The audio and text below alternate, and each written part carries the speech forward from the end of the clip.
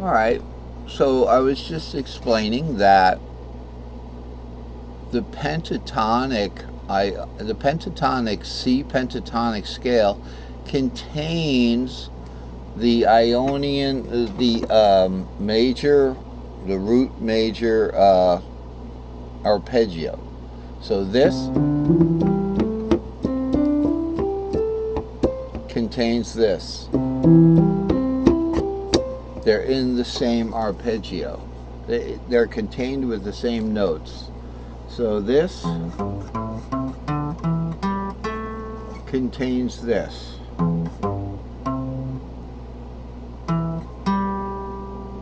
Like that, but we don't hit the sixth. So like I said, we've done this before in lessons where you can mix them up. So you have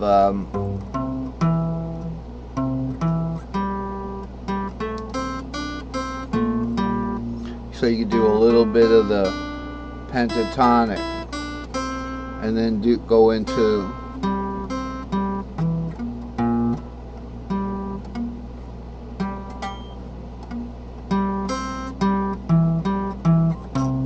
sorry, I'm not really awake yet. It's difficult for me to see this stuff, but I'm really really good with this fingernail. It's just getting strings that I don't want it to get. So that's something that we've done in the past, but that doesn't seem to sound as good as what we're really capable of doing right now, and that is using the string shapes themselves, where we can add those fourths and those sevenths. So if we first look at our arpeggio.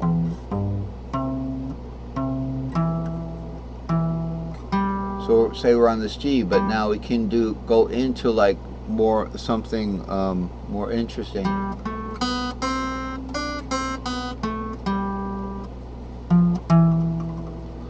4, 3, 4, 5, 6. Then we can simply skip to the arpeggio.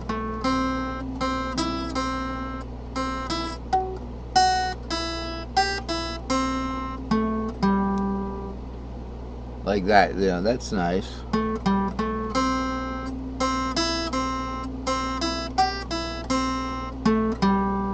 So what we did, there was we did a little arpeggio, a little bit of the triad work up to the 5 and the 3, and then we went back to something more scalar, up to the 6 to the 5. Sorry about my playing this morning.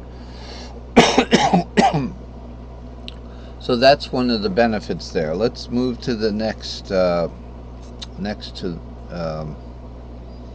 the next modal cage. So this is an interesting cage. It's got a lot. I decided to keep the 7 half diminished seventh in the Dorian pattern stack. So again, these are pattern stacks. They're P4 tuning, which means there's only a fourth interval between the strings. There's no place on this diagram where then there's a third. It's all fourths. But if we want to turn it into a regular keyboard, we can move 2 of the strings over. I'm in Paint and I can do that easier for you. And just a word about, if you take a Dorian second,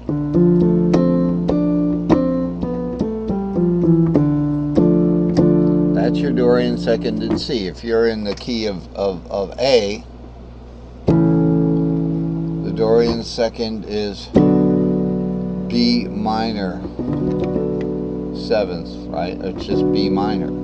If you're in the key of E, the Dorian second is F sharp minor. Okay, but you got to follow the E scale like that, because it's not, if you take F sharp minor, it's not the F sharp minor the 6th of A.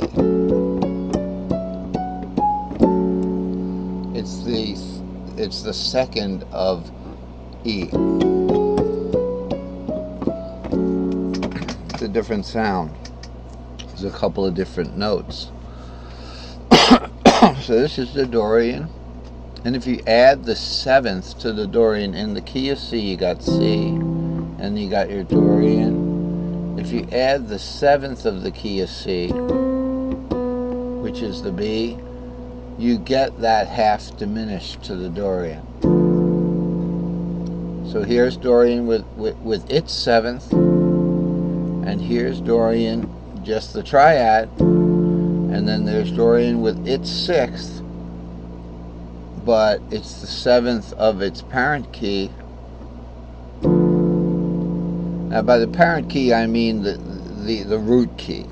You know, someone would say, oh, I thought the parent key was the key that the minor was the sixth of. That would be F. Okay, and if we're doing a pentatonic in Dorian, we could follow that F pentatonic. So here's an F, here's F pentatonic, and here's Dorian as the sixth of F pentatonic. So it starts on the D. That's what the modes do. They start on those scale tone members and end on them. So the Dorian would be defined as the C scale starting from D and ending on D. So let's look at something here. Let's take 2 to 2 right there, because that looks like it would be the root arpeggio. So first thing we want to do is mask out the part of the pattern we don't want. So we have 6 strings here, and I added these numbers, these little numbers originally. I added these little numbers originally to help me see from 6 string intervals. Then I realized they were also helpful in identifying the string shapes. So the only thing left to do here is to bring over the top 2 strings, and again we're bringing them to the right, because when we down tune a string to a third, so it's not a fourth like the other members of the string set, then we have to up warp, so to speak, the it's just my favorite terminology, the pattern. So the pattern goes up because the string was down tuned a third between the I guess the G and the B string. So now we're left with a D shape right here, and that's right, because the Dorian in the key of C starts on the D anyway. But actually, if you put a fret nut here, I'm not going to draw it right now, this would be the E note, would be the second in the Dorian scale. E would become the second if you put the fret nut here, but then you would be able to get these guys without doing a longer pattern over here where I am. The 7 would be over here, the 3 would be over here, that kind of thing. Root 2, 3. That gets into special case patterns called S3XL. So I can't always stop but my cough isn't as bad as it was yesterday. So this is what we're left with. The tune, we might as well call it the D. If we start on a D, I can start it on this D because I have a lower register. I have a down C tune. So we started on this D here. Okay, and here's our Dorian arpeggio.